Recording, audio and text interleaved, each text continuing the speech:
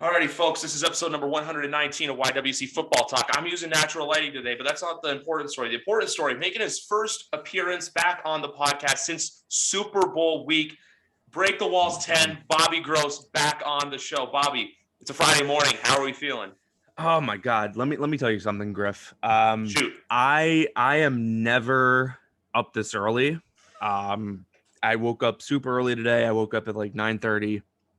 I work nights, as you know.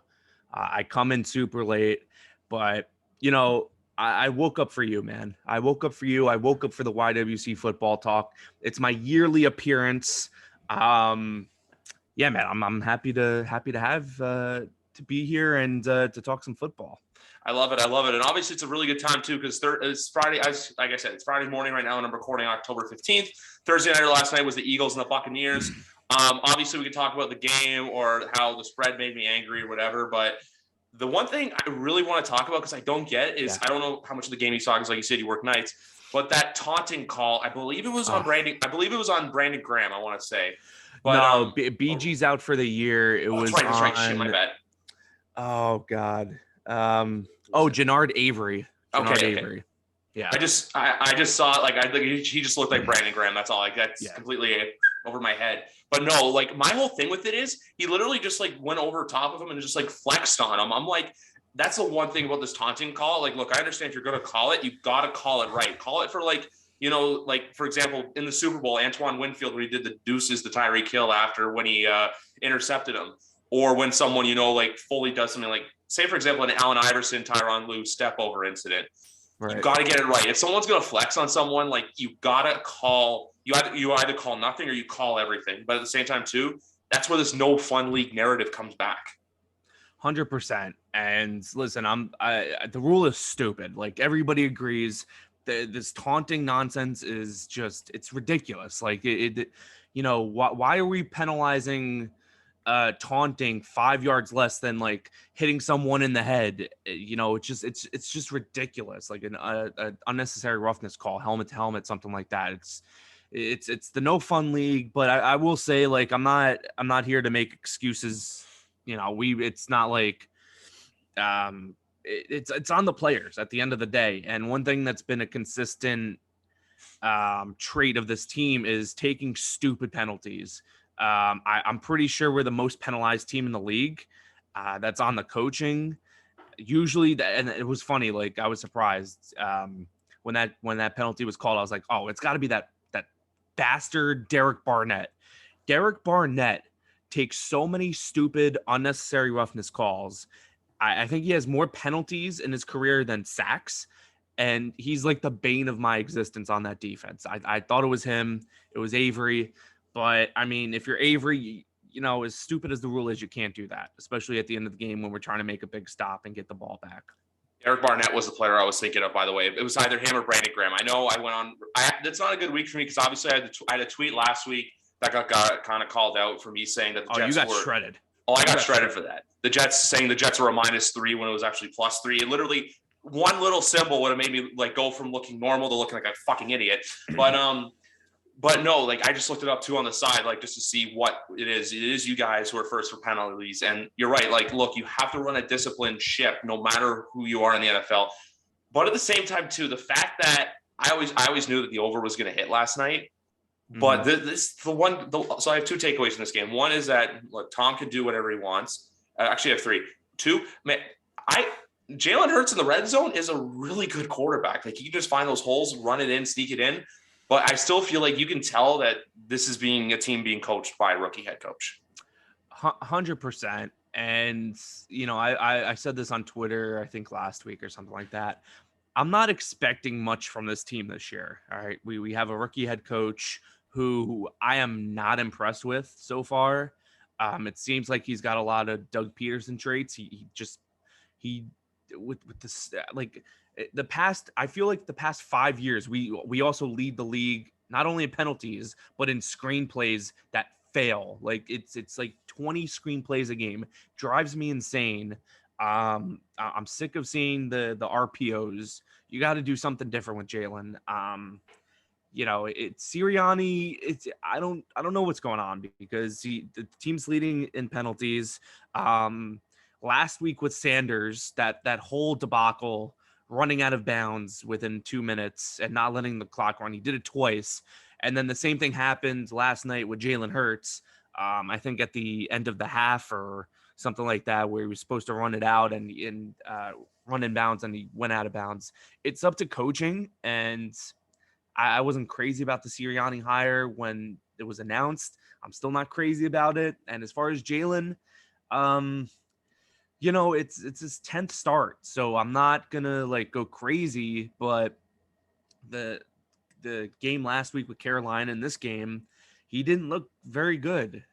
He makes plays with his legs, no doubt about it, but he's missing easy throws. He's missing the open guy. He's holding on to the ball way too long, and I know that was a critique coming out of college that the guy just doesn't get rid of the ball fast enough. But you would hope that he's getting coached up enough, and I don't know if that's happening with Nick Sirianni. So that's really my concern at this point. I don't know if it was the best call to bring in a rookie coach for a guy who needed that much coaching. We'll see. He's still hey, he's on one of my fantasy teams. He's putting 20 points up every week, so I'm happy about that. But just real football talk, he doesn't look great. He has his moments. He's definitely he can change the game, but he can also just be bad. And the past 2 weeks, he hasn't been great. So I still believe in the guy, though. I think he can turn it around this season. Yeah, I feel the same way with Hurts. Like, I feel like how everyone's kind of on his case already, kind of like how some people were on Daniel Jones' case, where it's like, look, it's a second year. You got to prove it in your second year. I always say, give a quarterback 3 years. Like, look at Kyler Murray, how he went from like the first 2 years to this year, where he's in the MVP talk. Yeah. Obviously, you look for that second year leap, like we see it right now, like with Justin Herbert, for example. But there's a lot of these guys, like even to Josh Allen, third year, first 2 years, everyone's like, oh, I don't know. But then the third year, he just exploded. He found his right footing. So, and you're right too. Like you said, Jalen's, it's only, would you say his 10th start? Yeah, I think it's his 10th start. And that's the thing too. Like, he only got 2 or 3 starts last year. Yeah. And that was when Doug was on the way out. So I don't even count those games. So biggest trap really, game of the year against the Saints. Of course. Shootout with the Cardinals.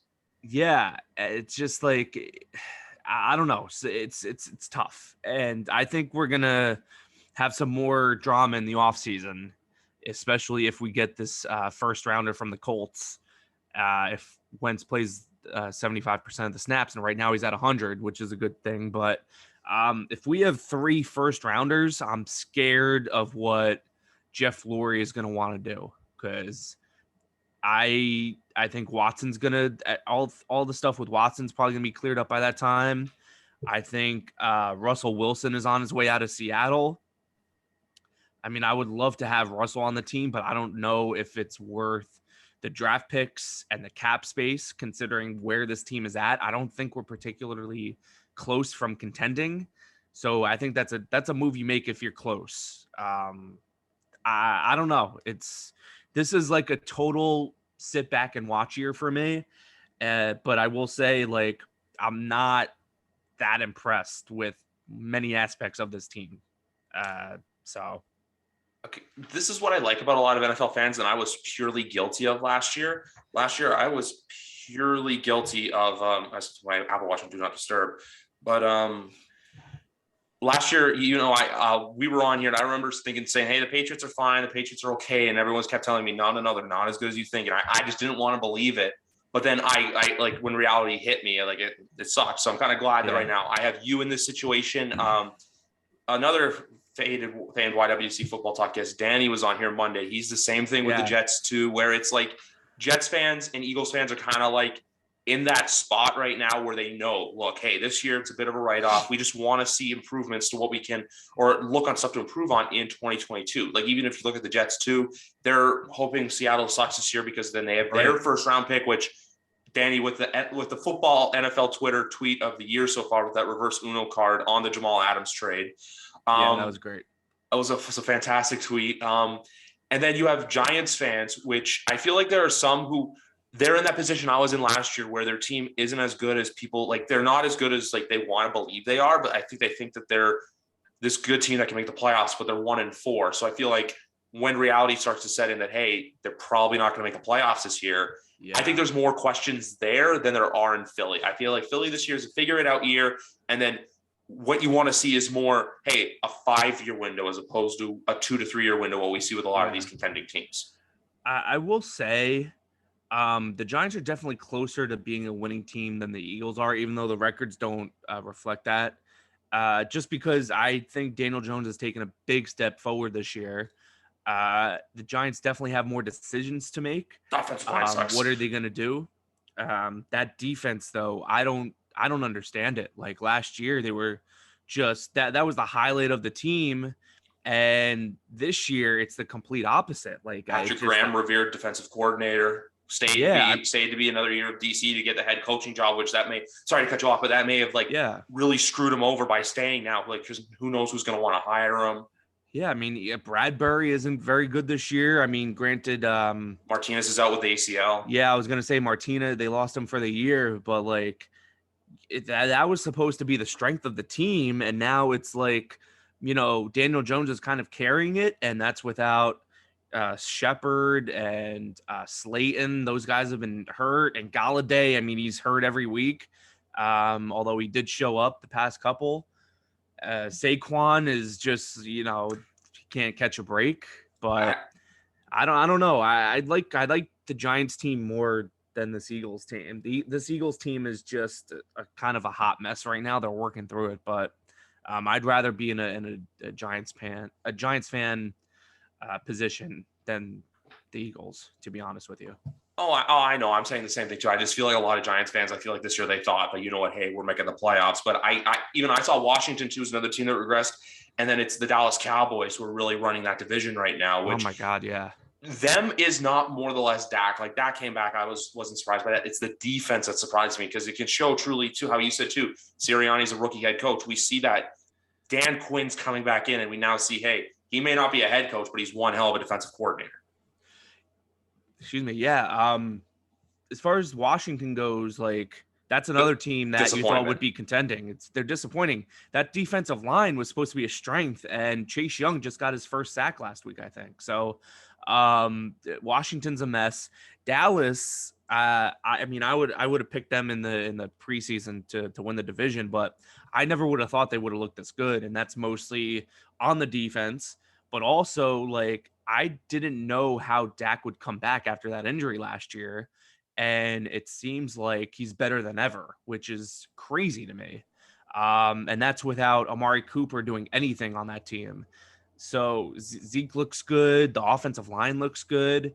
They're a really good team this year. I want to see them play a couple more competitive teams and see how they look then.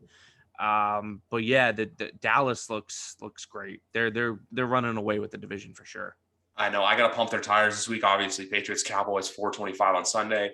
But my big thing with the Cowboys right now is I still say this because I heard this on a few shows and I believe it. I think Amari Cooper is gone after this year. I feel like they'll find a way to get out of that contract and then he'll end up somewhere else in 22. That's just me though, because I feel like you can ride with CeeDee Lamb and Michael Gallup. And even too, here's the thing: that team can make plays with Dalton. I was about to say they could get a tight end. Yeah. Dalton Schultz too, great tight end. And speaking on the tight ends with a D, Dawson Knox waiver wire pickup of the year. I said it to Danny Monday night. I'm saying it to you again. I managed to snag him in a couple of leagues, and I'm running with it. I am running with it. I had to bench Kyle Pitts for it. I thought Pitts was going to be good, but I saw Knox available. Cost me 0 FAB too. 0 FAB for Knox. Yeah, you know what?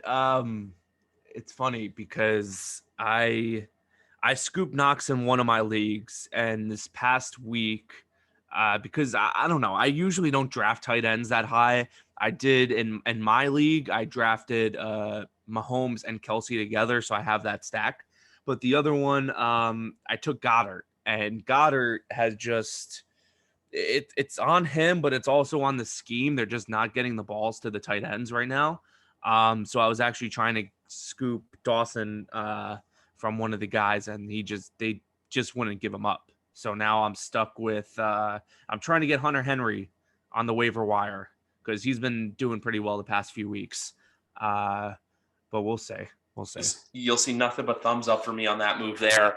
I know even too, you said there's going to be drama in the offseason. Like as I always tell people, look, you're going to a hockey game tonight. I can talk any sports, but football's that one year-round sport. But like right now, thinking about the offseason, I'm just like, I don't want to go there. But at the same time, too, we could snap our fingers and it's going to be the middle of February. That's the one thing I hate about the NFL season. You wait for it forever, and then it just goes in an instant. But you're right though with the like we'll talk more Dallas later, but like because and also too the first week for buys. My mind's going all over the place, folks. That's who I am. But no, like. Man, I just don't want to talk about the offseason. Like it's like one of those things where it's like, let's enjoy it now. And then like the offseason, it's like that TikTok trend where it's like me doing this, having fun. And then it's like just peering on the corner of the wall. It's like the NFL offseason is like right there. Oh, for sure. And listen, I'm loving the football season right now. Like, believe me, I'm sitting my ass every week in that chair over there and watching Red Zone for 7 hours. And it also helps that there's an extra week of football this year. But you know, and if you're in a situation like the Eagles are, you have no choice but to think about the offseason because these three first round picks potentially, they are an absolute franchise game changer.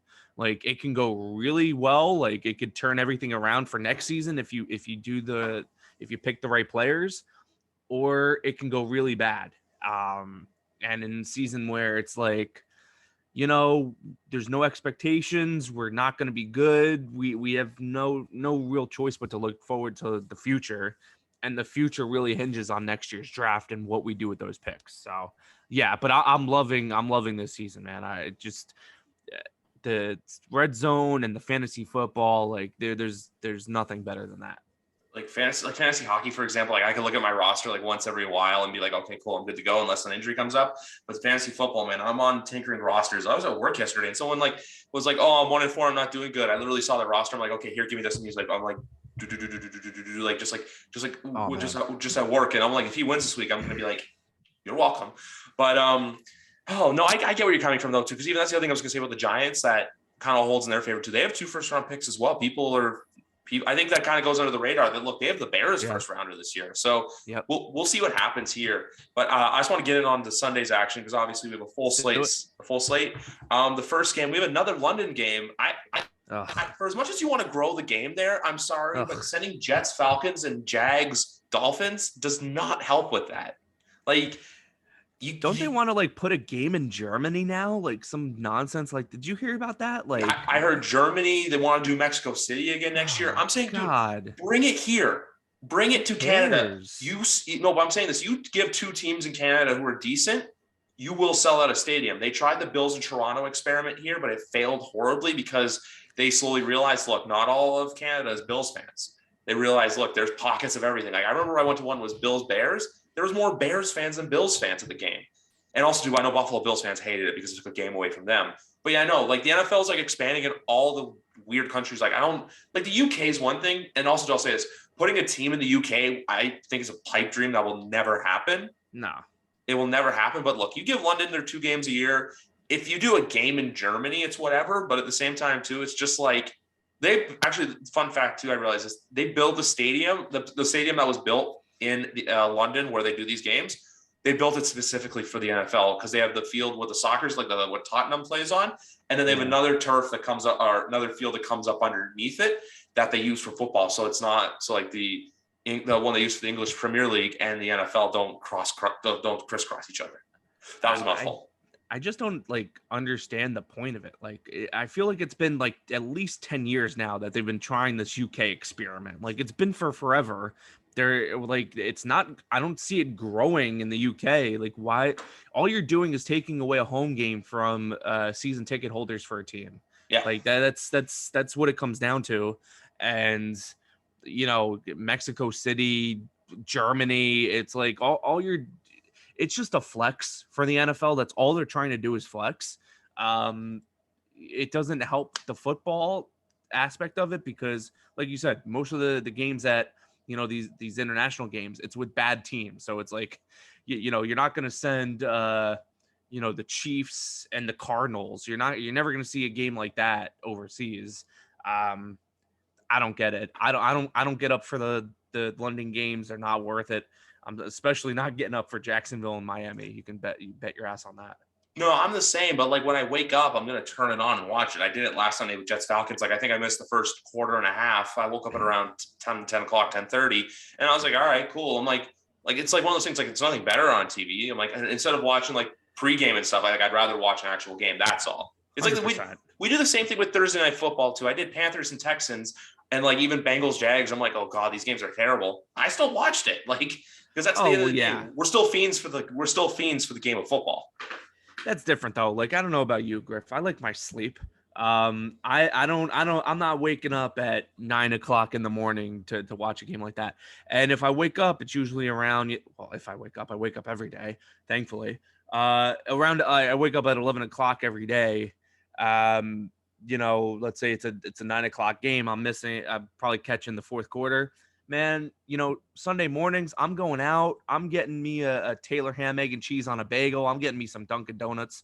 I'm not staying in my PJs and watching the damn Jets and Falcons. That's not happening. I'm getting ready. I'm preparing myself for the 1 o'clock start and sitting in the same position for 7 hours. That's my thing. I'm the same way. I'm just saying, like, look, last Sunday was our Thanksgiving up here, and we were like making breakfast and stuff, and I just like put it on in the background. Like, I'm not sitting on the couch being like there. I was glad because I had a weird feeling Jets were going to win that game, and I almost bet Jets money line. I didn't, and then I woke up. I was like, I think it was like 17-3, and I was like, okay, I think that was the score. It was either 17 or 20-3, and I was just like, I'm really glad I not bet the Jets to win this game because the Jets, Atlanta came out and looked there. But for this game Sunday, I took them and pick them. But I mean, like, if you couldn't, I thought that was going to be a game that the Jets getting that momentum from the week before. But nope, it's the Jets, so they kind of face planted. Yeah. Fun fact about the Jets, I learned, and I always like to share this.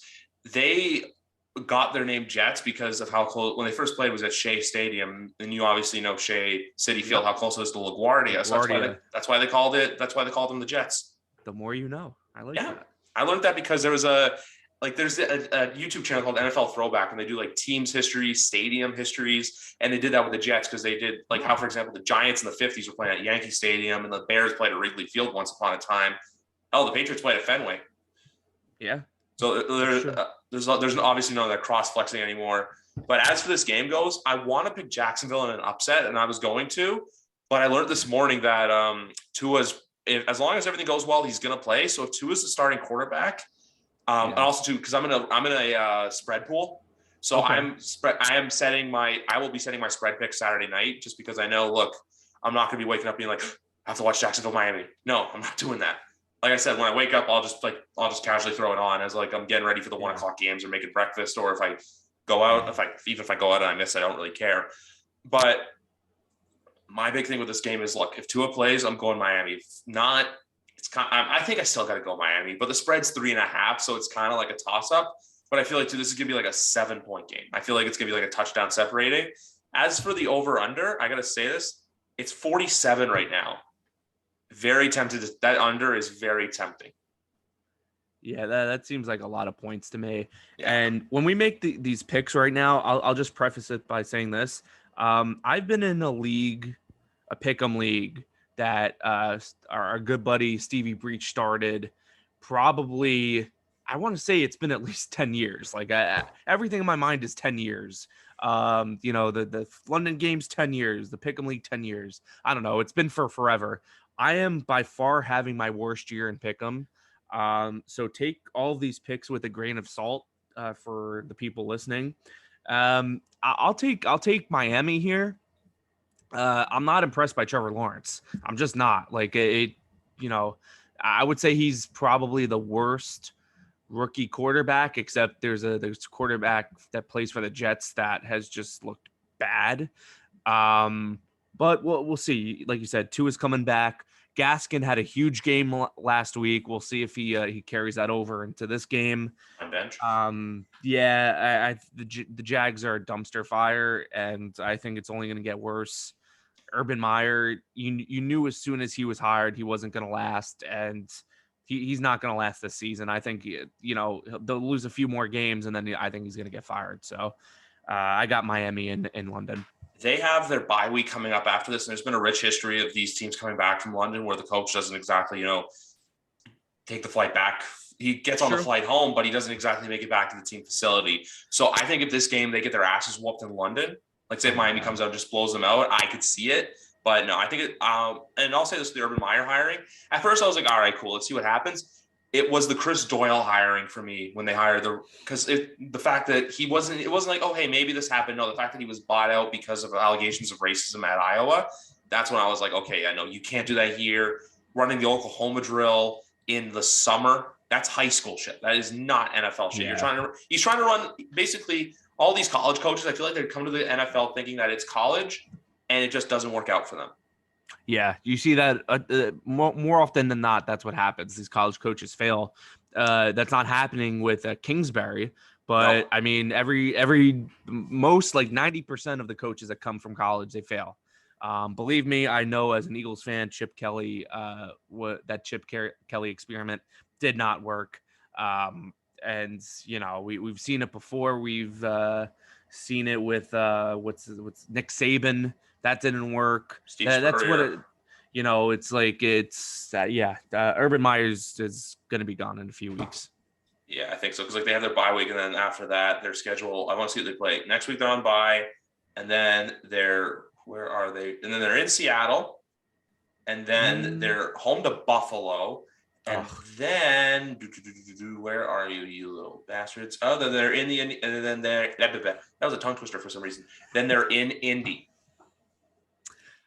You got 2 winnable games in there, but I don't believe in the Jags. I really I think they're just it's them and the Lions for the worst team in the league. And although the Lions at least put up a fight most weeks, just not in record wise, it doesn't show that. But Jags are an abomination. Also, I'll say this too. Dan Campbell so far has looked like a better head coach than Urban Meyer, which that was a higher. Like obviously he came out with his blazing hot press conference, which we'll get into that game next. But one thing I'll say too is Big Rat. Hopefully you're happy with our picks, okay, kid? Well, you know, I'm believe me, I would love nothing more than to see the Dolphins lose because that just helps the Eagles in the end. That's right. Yeah, we have Miami's pick for next year, so I'm loving that they keep losing. But this week it's just like, you know, I wouldn't be surprised if Jags pulled the upset, and I'm rooting for the Jags, selfishly, but yeah, I think Miami has this one. Completely understand. I'm the same. The next one on the docket, it's Bengals at Lions. Like I said, look, I like Dan Campbell. I know a lot of people making fun of him crying last week. I kind of liked it that he was showing like that, like his passion and his emotions were. I just like it because he kind of showed that like he's here, like he wants to see them succeed, and that like when victory is like, man, that just got to suck to be a Lions fan. The fact that you've had victory just snatched from you. You've gotten basically kicked in the balls twice in the last 3 weeks at the buzzer by Justin Tucker and who's the kicker? Greg Joseph, the kicker for the Vikings. My thing with this game, Bengals, they're one of my surprise teams of the year so far. I can't see. I just can't see the Lions winning. I don't know, man. I think it could be a trap game, especially Lions are at home. You know, they find ways to lose, but they're in these games.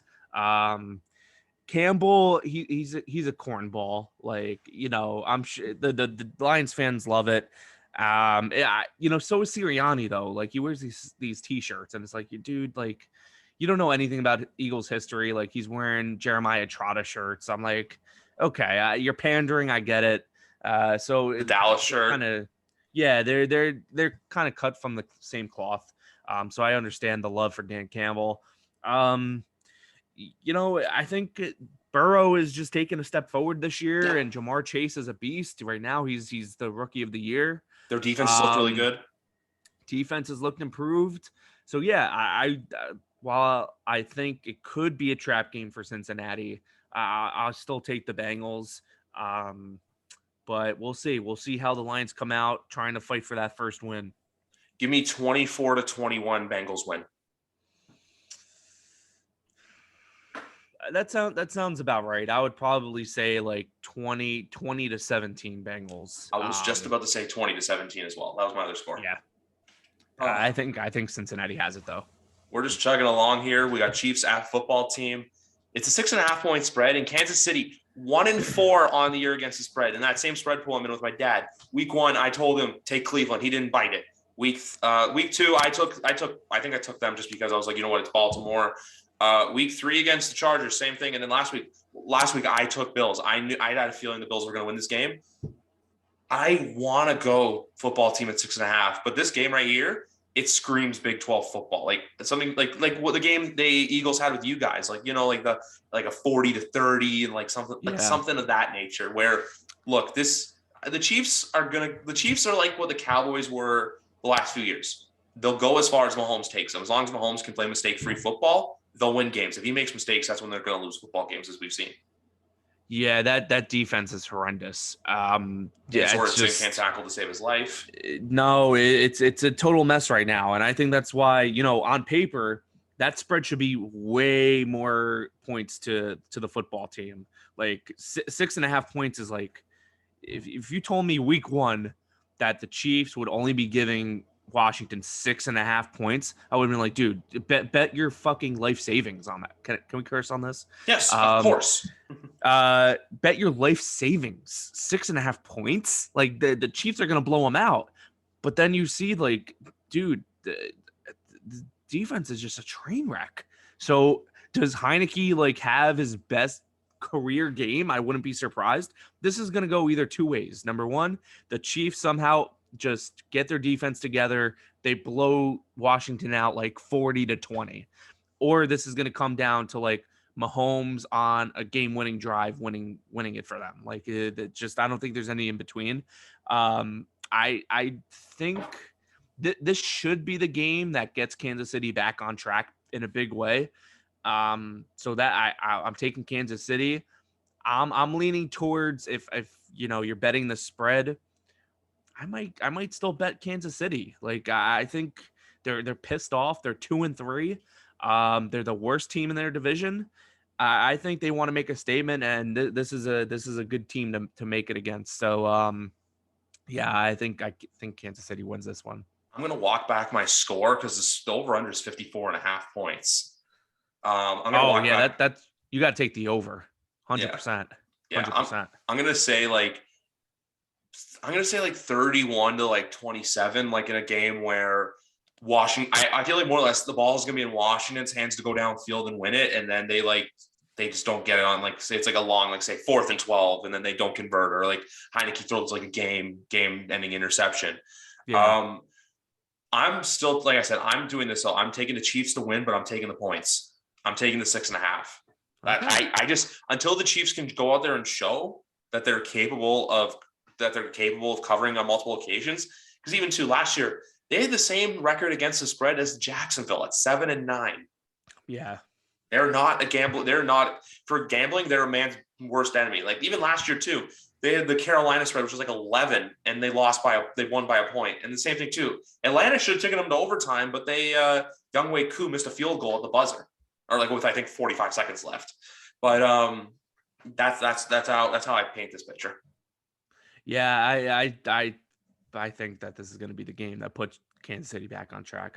If I were to give a score, Kansas City 37, we'll go 20-23 Washington. 37-23. I will say this though, if the football team do score more than 30 points and the Chiefs still win, you put up a fucking red flag for that defense. Because like, I'm sorry, they're like, you do not see a Super Bowl caliber team allowing 30 points a game. No, they better find some guys at the deadline to get on that defense, because you might not even make the playoffs if in that division. You might not even make the playoffs if you don't get that defense straightened out. Because guess what, too? The team that's in first place in your division had the game of the year. I'm still calling that game of the year until something else comes along, that Cleveland-LA game. Oh, that was fantastic. Fantastic game. That's Madden on easy. That's Madden on easy mode. Yeah. Vikings at Panthers. The spreads actually went up from 1 point to 2.5 for the Vikings. I feel like I pumped Carolina's tires a little too hard, and I feel like both these teams. Barstool is a podcast called Part of My Take. I don't know how into Barstool you are. And, not at all. Okay. And they basically have this one where they always go, and are we sure they're good game? That's what I feel like this is. I feel like the winner is like, okay, you know what? Whoever wins this game, it's like, all right, maybe they're good. But then whoever loses this game, it's like, all right, yeah, they're not as good as we thought they were. Because like these are both teams that I saw potentially pushing for the playoffs this year. And both teams, yeah. Minnesota's disappointed me, and Carolina has come back to earth ever since going 3-0. Yeah. Speaking from experience, obviously last week the Eagles beat the Panthers. Yeah. Carolina is very beatable without McCaffrey.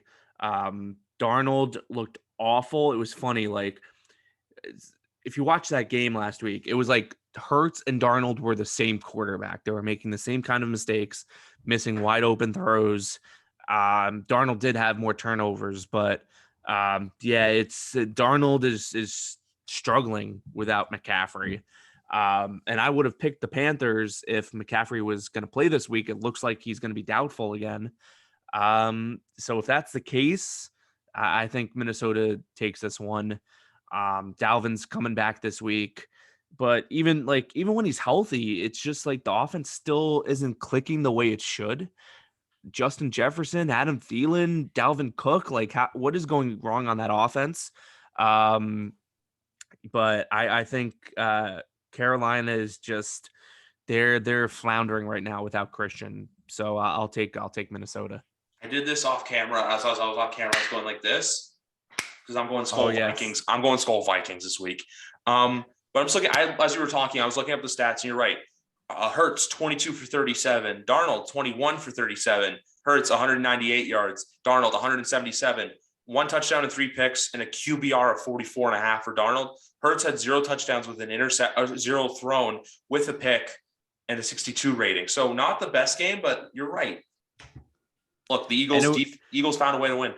And really, it was all about Hurts getting it together in the fourth quarter. Like that's what it was. Like the first 3 quarters, he wasn't very good. He was arguably playing worse than Darnold.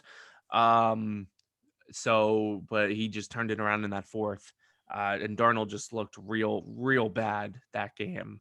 But, I mean, small sample size because the rest of the games he's pretty much, rushing all these touchdowns. And, he's looked better than he was in New York. But still, I think he really needs his safety net in Christian McCaffrey.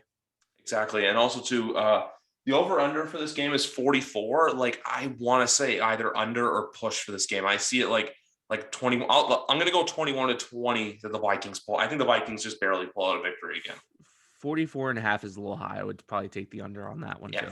44. No, it's not 44.5. Oh, 44? Yeah, 44 on the, let me see. Oh, never mind. Shit, it's 46. Yeah, take the under. Oh, yeah, that's what's way too high. Definitely take the under on that. Yeah, 44 was I misread the 4 for a 6 for some reason. I don't know why, but yeah, no, take the under on that game if you're betting. Like that's, you know what? I do it every Sunday on my TikTok and I upload it to Instagram. That is going to be my under of the week. Is my over under of the week. That's got to be that game. Panthers Vikings. Texans at Colts. This is a game 10-point spread for the Colts. Man, I gotta say this because last week I almost was about to fucking lose it. Take the Texans on the points here, but give me the Colts to win the game. I'm just gonna say it as blatantly as that. Same thing. I'll take the Colts. And again, I'm rooting for Houston, although it is a little tough because, more so with the Colts, because it would be hard. Like, I don't see it happening, but because it would just be a bad look. But if the Colts just keep losing and they realize like, hey, if we don't bench Carson, we're going to lose our first round pick. If they were to do that, Carson isn't mentally strong enough to handle that kind of decision, as you saw him just being the biggest crybaby in Philadelphia. And you just, you have him for however many years. I don't think that you can get away with that, benching him at the end of the season. Like, even you can explain to him all that you want, that it's just solely to keep that first round pick. He's not going to care. He's a head case. But so yeah, I'm a little torn. Like, maybe if they win, it's good because then, the talks of benching Carson subside. But at the same time, like, you have a better chance of a better pick if they keep losing. But yeah, I think the Colts still win. Jonathan Taylor's a stud. I know you're a big Michael Pittman fan. This is the Michael Pittman podcast. So yeah, and he looked great last week. I've got the Colts in this one too. Yeah, I love the fact that his first touchdown of the year was caught when we were recording. I fucking lost it when he got that touchdown. To that show. Oh, I love to hear it. Yeah, Danny and I put on a good show. But no, like Davis Mills, like he did look good last week, but then the Texans, like they do a thing that a lot of teams do, like a lot of bad teams do, is when they're up big, they'll take the foot off the gas pedal, and then that's why I think they lost the game against the Patriots. Because I'll say this: if the Patriots had a game like that against the Cowboys, because I'm gonna go a different direction. How you said pick them, you're horrible. Because look, 2 weeks ago the Patriots nearly beat the Buccaneers in a game everyone thought that Brady was going to come in and just wipe the floor. Yeah. Last week we almost lose to the Texans. Like the NFL is a fucking weird place this year. It's a weird place. It honestly, like the bad teams are bad, the good teams are good, but everybody in the middle, it can go one way or another. Which is, kind of a good thing. It definitely helps, if you're somebody that watches these games all day on Sunday and, you typically think, oh yeah, this is going to be a blowout. And then it turns out to be a close game. And so it helps in that sense. But yeah, that middle kind of like 500 teams, they all go either way. Like I don't, there's just so much parity in the league this year, which I dig. So same. You like to see parity. You like, for as much as upsets piss us off for like gambling reasons or survival reasons. Thank you, Saints. I picked mine was Saints against Giants. That week too, I got torched on Twitter because the second I saw Sterling Shepard and Darius Slayton go down, I'm like, you know what? Saints at 7.5 points. It's their first game back in the dome with a full building in almost 2 years. The hurricane, they had to move for a week. I'm like, how can the Saints lose this game? And they found a way to lose this game, and it cost me a strike. It cost me money line, it cost me spread, and it cost me a strike at survival. I'm in a 2-strike survival league. Yeah, what was that? Week 1?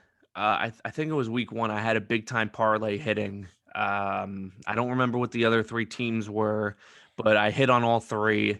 And then the 4:00 window came around, and it was Denver at Giants, and I picked the Giants just because I wasn't impressed with what the Broncos did in the offseason. I thought they would be okay, but again, you expected something completely different from that Giants defense going into the season, and I lost. Thankfully, I cashed out. It was a $20 parlay. It would have hit something like $400 something.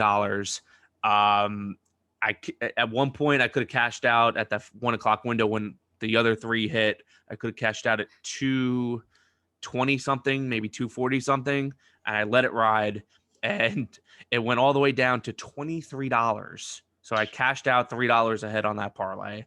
Everything else I've missed on this year. So I kind of just stopped doing parlays because it's like I'm not even coming close at this point. I don't know what it is. I can't pick these teams this year, so I stopped doing that. I don't want to go on and on about this, but you obviously listen on Monday nights, so you know about my breaking news. Ooh. Breaking news, Griff. Just got a Fantasy Life. Are you on the Fantasy Life app? No, I am Yahoo, so but good. I'm gonna open Twitter. You get all like real-time updates straight to your phone. Eagles are sending 3-time Pro Bowl Zach Ertz to the Arizona Cardinals in exchange for Tay Gowan and a 2022 5th-round pick. Jesus Christ, Kai, you literally gave the kid another fucking toy to play with. They lost Max Williams to a gruesome knee injury last week. Holy shit, this fuck, man. I've always been a quasi Cardinal fan, man. They're going for it. Steve Keim is literally putting his nut. I'm going to say this is sound weird. He's putting his nuts on the table because if this works to make the playoffs, he can get a lifetime extension with that team because he's been there for over 20 years. If this fails and they miss the playoffs, him and Kingsbury are gone. I know I've been on that train since January. That offense is scary, man. Like, oh my God, they're loading up, and I don't know, man. I love Zach Ertz. I knew it was coming. I figured, we were keeping him all off season. We were like, yeah, we got to find somebody. I know your boy Bill Belichick was trying to get him, and it didn't work out. We were fine. Well, now you are.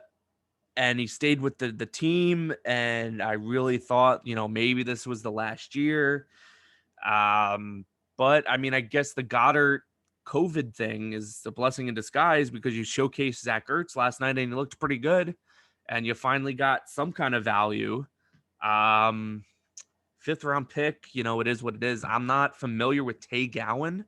Are you have any inside stuff about Tay Gowan? I've heard of him as a prospect and stuff. He's okay. In the league I'm in with Matt Lorenzo, I just picked up Ertz on the he was a free agent, so I just sniped him. So sorry. I know you're in that league too, Tick Ticklers. So I just sniped him there. Don't I have what's his name on the who do I have as my tight end? I got Dawson Knox. There you go. Oh, the circle of life. I have Dawson Knox on that team. But yeah, I literally after I saw that alert, I was trying to go and check the teams and see if I could pick them up. But then I realized most leagues, Zach Ertz is locked because he already played. But for whatever reason, Matt's league is just kind of crazy where you can just pick up these players like that. But yeah, that's a hell of a pickup for Arizona. They're fucking going for it. They are going for it. Also, I gotta say, that's pretty good value too. Like a fifth rounder, and whoever the hell Tay Gowan is, why not go for it? And he's on a 1-year deal, so you're not locked into a contract. So I know Bills fans were kind of clamoring for Zach Ertz, but I feel like that too ended up working out just fine for them. Where they got Dawson Knox. I only say the Patriot thing because I remember going into free agency, I was like, okay, I want Jonnu or Hunter Henry. Hunter Henry was 1, Jonnu was 2. When we got Jonnu, I'm like, okay. I'm at work the next day, get an alert from, I think it was Diana Rossini or Adam Schefter, being like, Patriots just signed Hunter Henry. I'm like, are you fucking kidding me? But I'll say this. I'll talk about the Patriots later. Let's get back to the games. Rams at Giants. I think I both know where we're going, but do you take the points for the Giants or the Rams? It's 9. I don't know. I raised my eyebrows there, but I was just like, "That's 9." Oh, that's like, that's tempting. I'm taking the Rams points. That's easy. Maybe if Saquon was healthy, I don't know what's going on with the receivers this week. I don't know. Galladay's out. I don't know what's going on with Shepard. I don't know what's going on with Slayton. Jones too. Yeah, Jones. That just seems like it might be a Mike Glennon game, and that's gonna be messy.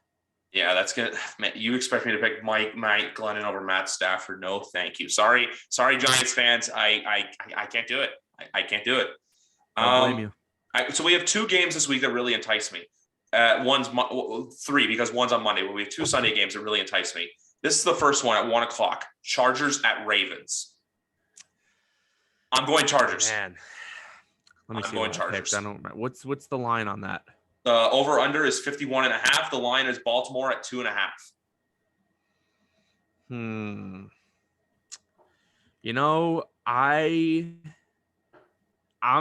Ravens are at home, right? I think just listen, I know this is a completely different Chargers team than years past.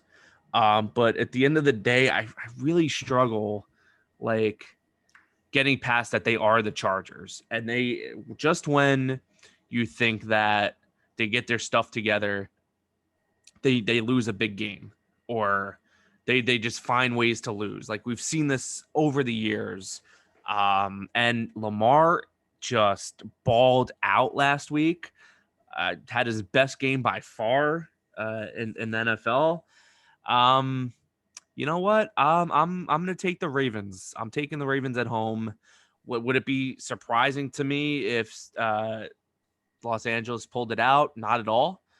Just a gut feeling. But again, I've been horrible at pick them this year, so don't listen to me. That's all good. I would have taken the Ravens too. I'm taking the Chargers to cover, but this screams 35 to 31, that kind of score. Where it's just back and forth, kind of like what we saw the Chargers do with the Chargers do against the Browns last week. Now it's a different AFC North team. I just think this is kind of that game that Justin Herbert can really put his name on the map. Obviously, he's done that before, but you know what I mean, though. Big spot, sure. Big team. I know he beat Mahomes. I know he beat Baker. But the fact that you're going on the road, you're going to the East Coast, that's a big, big ask for a lot of these teams. Because I know a lot of teams who have that coast-to-coast travel, they're probably going to be leaving today from LA to go to Baltimore. So if the Chargers, even if the Chargers lose a close one, it shouldn't be, the Chargers this, the Chargers that. This is still going to, I think regardless, it's going to be either, was Lamar a 1-week wonder, or, is Herbert really who we thought he was. So that's the overreaction the media loves to do that we do not do here on YWC Football Talk. Yeah, I would have loved to see this game flex to Sunday night. I know that Ravens just played on Monday night, but I guess it gives them a little extra time on Sunday to get it together. But I mean, listen, I feel like the Chiefs are on prime time every week, and the Cowboys are on prime time every week. There's no reason why that the damn Seahawks and Steelers are on Sunday night this week. Like, I'm pretty sure this was the first week where they could have started flexing, I want to say. Or last. Was it last week? It's week 5 or week 6. It's one of the two. Okay. I have a rant for that for later. Yeah, so I would have loved that this game to be on there, but it is what it is. But yeah, I got the Ravens. All right, cool. I had a whole rant for Sunday Night Football saved up for later because there's another game I would have liked to have seen flexed. Bears versus Packers. I want to take Bears in an upset, but I'm not going to. And here's another kicker to that. The Bears are 1-9 in the last 10 games against the Bears. It's either 1-9 or 1-10 in like the last time, all the time against the Packers. Against the Packers. Okay. Like, this is a game though that if the Bears win, this is like, I said the Chargers put on the map. This could be a true Justin Fields coming out party game. If not only if even if they lose, I feel like if they lose, but he shows that look, he hangs with Aaron Rodgers, that really can be his like claim to fame moment where everyone's like, all right, cool, we believe in the kid, we think he's good. But at the same time too, look, it's Rodgers, it's the Packers against the Bears. I'm still salty about the game 2 years ago that should have been the Patriots opening, raising their banner, but no, stupid NFL 100 had to open with that crappy 10-3 Bears Packers game. I'll hold that against the league, but give me the Cheeseheads to win this game. Go Pack, go. Yeah, I'm not a believer in the Bears, and especially now that Damian Williams got COVID and they're down to their third string rookie running back. So it's going to be like an all rookie game on that offensive side of the ball for the Bears with Fields and the running back. Yeah, I got Green Bay in this one. They started rough in the season, but they're starting to get it together. I don't think that they're a serious contender in the NFC, but they are better than the Bears. The Bears are at home, but I still have the Packers here. I'm in the same boat. I think we both have the Packers winning. I said the go back go thing. My only thing is if Khalil Mack has an all-pro day, that's the only reason why I can see the Bears hanging in close. The spread for this one is 6 points, and the over/under is at 44. I don't know what happened there. I think my ear kind of went that way, but my headset. But no, I gotta say, give me the points. Give me the points. Give me the points. Give me 27-14. Packers win. I'll give you 27-20 Packers. So how I told you earlier that there was another game I wanted to see flexed into Sunday Night Football? That's this one. Browns versus Cardinals. 100%. This again, like you have the Baker versus Kyler, they're buddies. They razz each other in the offseason, which Kyler Murray didn't even know what that meant. That was a hilarious video clip I saw. But with this game right here, this can scream future Super Bowl potentially. I think in a few, maybe not this year, maybe in a few years down the road. I know it's a bit of an overreaction, but look, we didn't break it, but we announced live on the pod the trade between the Cardinals and the Eagles, a couple birds. So Zach Ertz still saying a bird, just going from green to red, excuse me. But this over-under is at 49.5. Give me the damn points. Give me the points. I have a question. Shoot. Would Zach be able to play on Sunday? I don't think so. I think because he already got paid. It's like a pay thing, right? He already got paid for this past week. He wouldn't get like a double paycheck or something like that. He'll probably, I don't even think he'll he may fly to Arizona today, and I don't even think he'll travel with the team to Cleveland. I think it'll be a big announcement. And then the Cardinals next week, they don't have a bye. They play home to the Houston Texans. So if you really want a game by the way, if you're daily fantasy next week, take DeAndre Hopkins. DeAndre Hopkins is going to ball out next Sunday. Quote me on that one. Cardinals are clicking right now, offensively, it's unbelievable. They resurrected AJ Green somehow. James Conner. I like JJ Watt's been looking all right.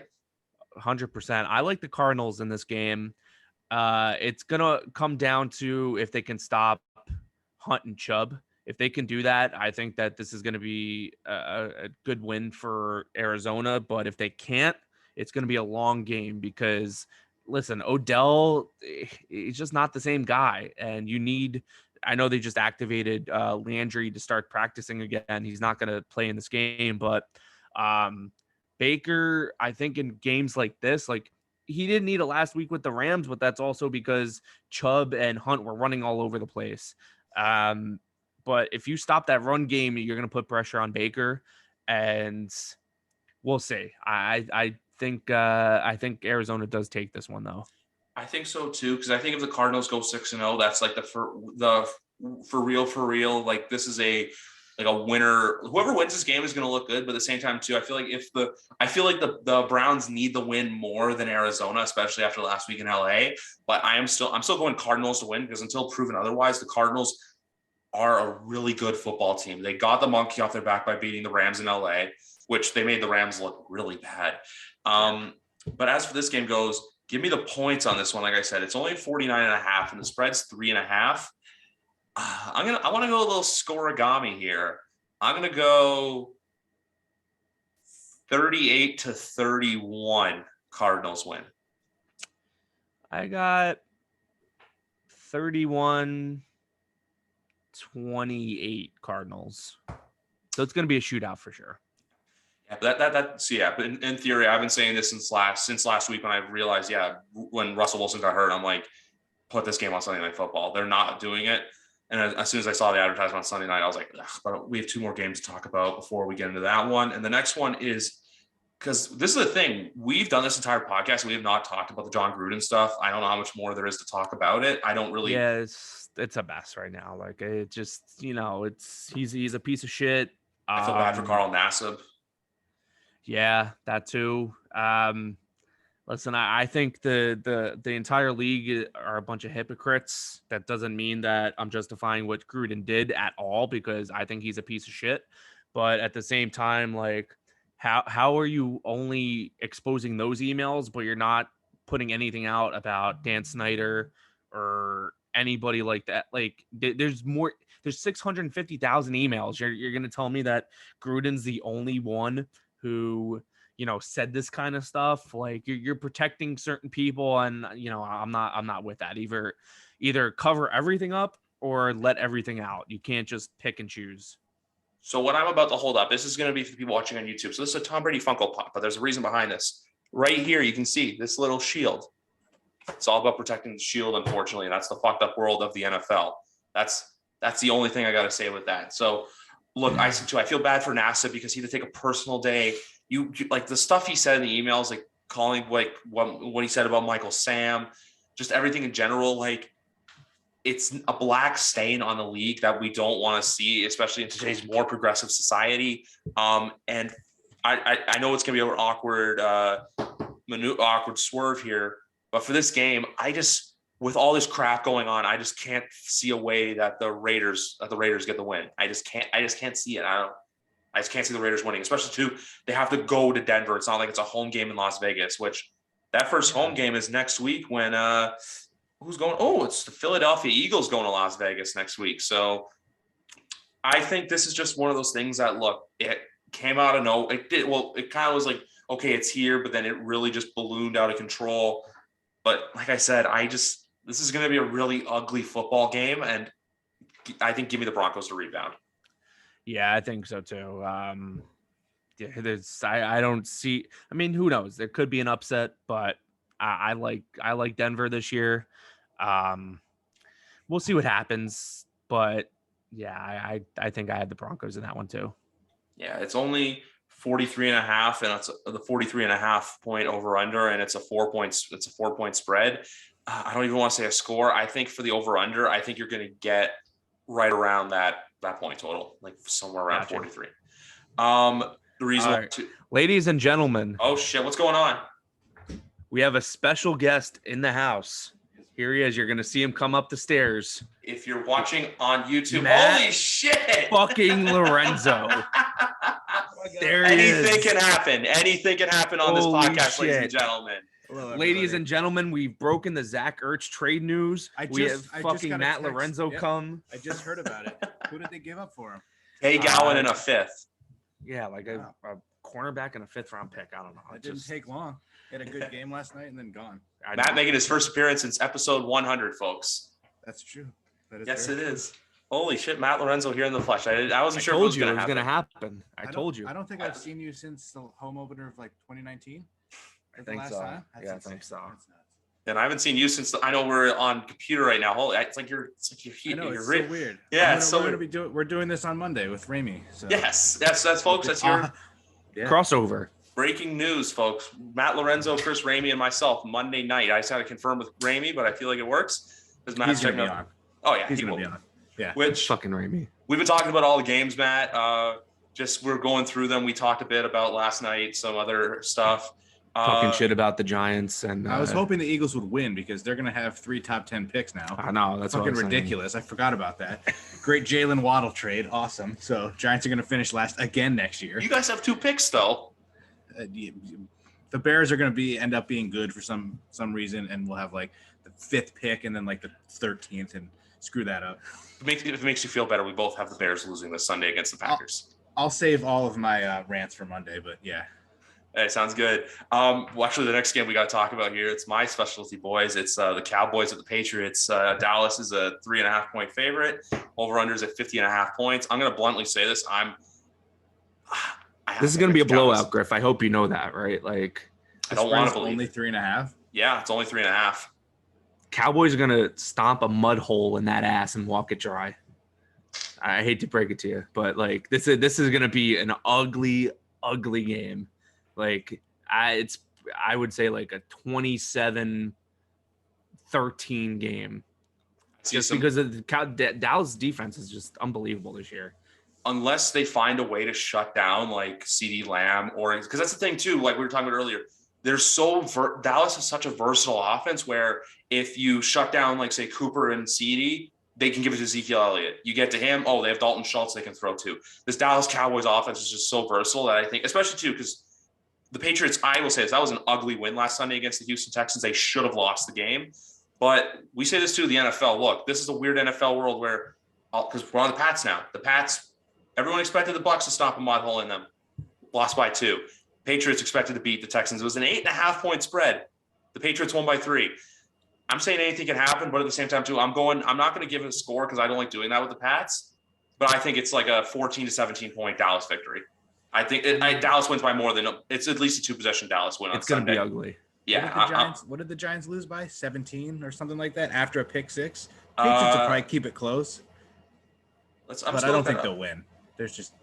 But every year, every year I feel like I'm saying this is the weirdest NFL year I've ever seen, and like just the weirdest stuff happens every year. So if the Patriots end up winning by 10, like I have to root for the Patriots. It sucks, but I'm going to root for the Patriots.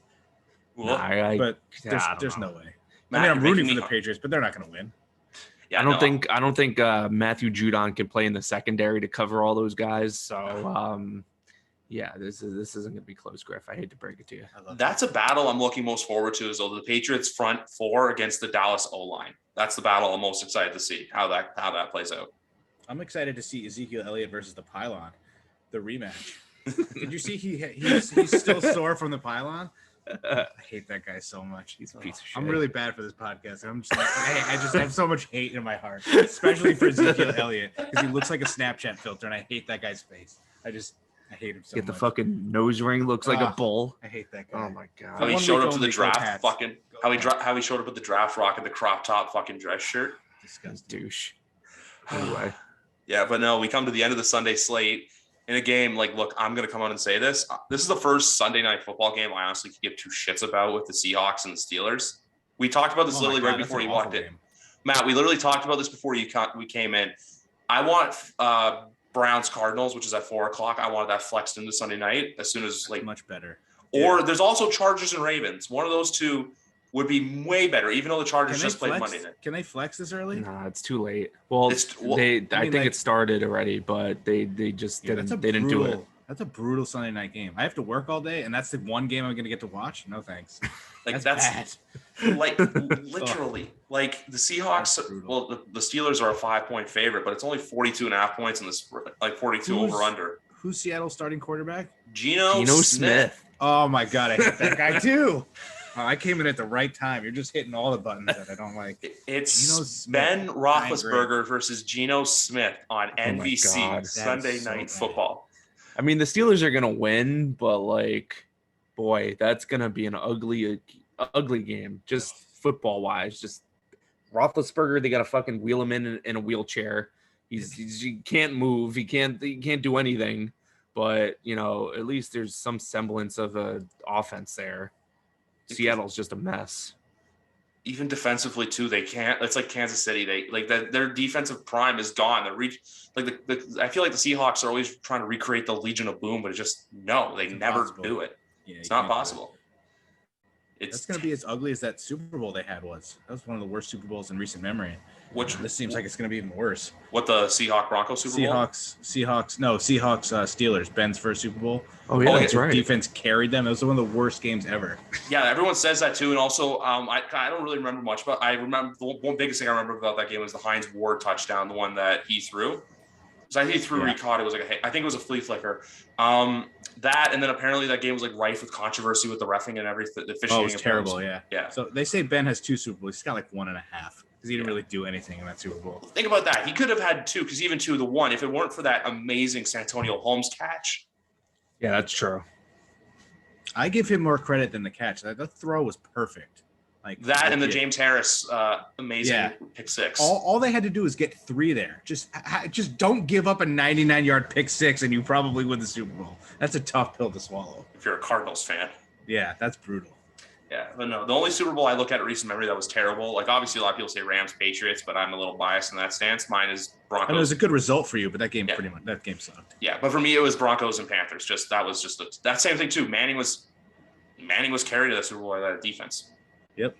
Yeah. I'm rooting for Seattle though, just to fuck with Danny and his first round pick from Seattle. Just let Seattle keep winning. Sure. All right. And then it's better for us too because we have the 3 first rounders hopefully. I don't like the Steelers. I never. Yeah, they are the most boring sports team. Like all of sports, they're the most boring team ever. Like unless you're a Steelers fan, nobody like actively watches the Steelers. Like unless it's like a primetime game and it's like, okay, yeah. But if it's like a 4:00 game and you have, the Game Pass or whatever, you're not watching a fucking Steelers game. The worst 11-0 team of all time last year. Oh my God. 11-0, and I was like, this team is so bad. I don't understand how they keep winning. And then they lost to the football team. They lost to the Bengals on Monday Night Football. Remember that? Fucking Ryan Findlay, a quarterback for the Bengals. Ridiculous. And then they got stomped by the fucking Browns in the playoffs. Yep. Oh yeah, that's true. Fuck the Steelers. Also because it's the other Pennsylvania team, so fuck them. Oh yeah, that's right. Fucking Keystone State. What we got on Monday night, Griff? Bills at Titans. If Josh Allen does not light the Titans up, I'm gonna freaking flip out. Bills at Titans. Bills are tough right now. Like they look like a powerhouse in the AFC. Titans, if you stop, which is a big if, but if you stop Derrick Henry, they're gonna struggle, and especially AJ Brown just. Don't even get me started. Like, don't get me started either, because I have him on in your league. I think I have him in your league. And he's so frustrating. Oh. Even without Julio Jones last week, you would think, oh yeah, maybe this will be nothing. So, but he's coming, and then Julio might play this week. But yeah, I'm not. Me, Griff. Me and Ricky with the RT17. Not a fan of Tannehill. So. I think the Bills win, but it's in Tennessee, right? So it could go either way. Well, remember last year too, this game was in Tennessee and Derrick Henry fucking made Josh Norman his bitch. That's true. Derrick Henry makes Josh a lot Norman's of people not playing anymore. No, but don't you remember that? It was that red. Oh yeah, I know. This is the game that was moved so much because of COVID. And I remember I got into it with a fucking Titans fan. It was either on TikTok or Twitter because the Titans were being like, "Oh, look at us puffed out with our chest." What? I said you're always getting into it with people. Yeah, I know. Twitter or TikTok. Or people are getting it in with him. Yeah.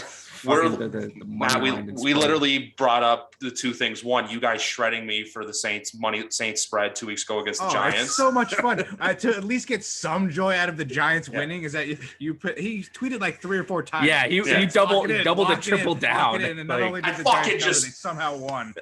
I hammered it as soon as I saw Slayton and Shepard out. I'm like, fuck, Saints 7.5, easy money. And then they go to overtime. As soon as they went to overtime and Jabril Peppers won the toss, I'm fucking not covering. Well, you couldn't have covered anyway. No. Even if they scored a touchdown, they don't kick the extra point. So exactly. The Giants make no sense. We'll get into it on Monday, but don't even get me started. I'm trying to enjoy my day today, so let's not talk about the Giants.